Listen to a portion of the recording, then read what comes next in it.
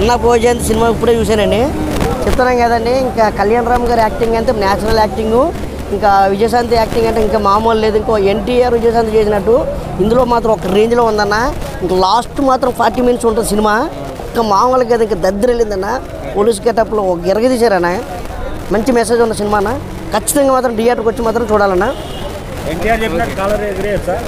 ఎన్టీఆర్ ఎగరేసినట్టు నిజంగా చెప్తున్నాం కదన్న. ఇందులో మాత్రం కాలర్ ఎగరేసి మాత్రం సినిమా చూసి బయటకు వచ్చి కాలర్ ఎగరేసుకొని వెళ్తారన్న. పటాస్ రేంజ్లో ఉందా? పటాసుని మించి ఉందన్న. పటాసు రేంజ్ అంటే ఒకటి అన్న, పటాసుని మించి ఉంది. సన్ ఆఫ్ వైజయంతి మూవీ ఈ సినిమాతో పెద్ద బ్లాక్ బస్టర్ కొట్టేసారు కళ్యాణ్. మామూలుగా సినిమా కళ్యాణ్ రామన్ కెరీర్లో బిగ్గెస్ట్ బ్లాక్ బస్టర్.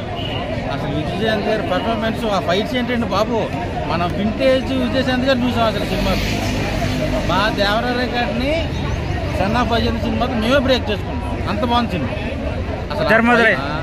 మన అమ్మన తమిళమ్మాయిలో ఎలా ఉంటుంది మదర్ సెంటిమెంట్, ఆ రేంజ్లో చూపించాడు. అసలు క్లైమాక్స్లో ఫైట్ ఉంటుంది మామూలుగా నరకలా. నందమూరి ఫ్యాన్స్ అందరూ కూడా కాల్ రెగ్రేసుకుని చెప్తారు మా సినిమా అని. అంత బాగుంది సినిమా.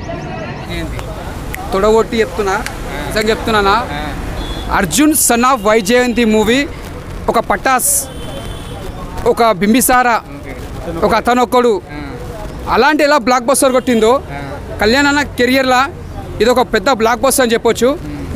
విజయశాంతి గారు, ఎందుకంటే ఈ సినిమాలో విజయశాంతి కర్తవ్యం ఎలా మనం విజయశాంతిని ఫైట్ సీన్స్ ఎలా చూసినామో ఆ దానిలో కంటే ఇంకా మనం ఎంజాయ్ చేస్తాం. అంటే అప్పట్లో పెద్ద బ్లాక్ బస్టర్. ఇందులో ఒక డబల్ రూల్స్ ఇద్దరు బాగా నడిచారు. ఒక కళ్యాణ్ రామ్ గారు కానీ ఒక విజయశాంతి గారు కానీ ఇద్దరు చాలా బాగా చేసారు. ఎక్కడ కూడా తగ్గకుండా పోటీపడి ఇద్దరు చాలా పోటీపడి కష్టపడ్డారు. చాలా బాగుంది అని చెప్తున్నాను కదా. ప్రతి ఒక్క కొడుకుకి సినిమా చూపించిన తర్వాత ప్రతి ఒక్క థియేటర్లకి చూసినప్పుడు ఏడ్చిపోతారన్న. ఎందుకంటే ఒక తల్లి అంటే ఒక రెస్పాన్సిబుల్ ఏందో ఈ సినిమా చూసి తెలుస్తుంది. అర్జున్ సన్ ఆఫ్ వైజయంతి ఒక తల్లి అంటే సెంటిమెంట్. ఎందుకంటే మనకు మన తల్లి చిన్నప్పటి నుంచి ఎంత పెంచుతుంది.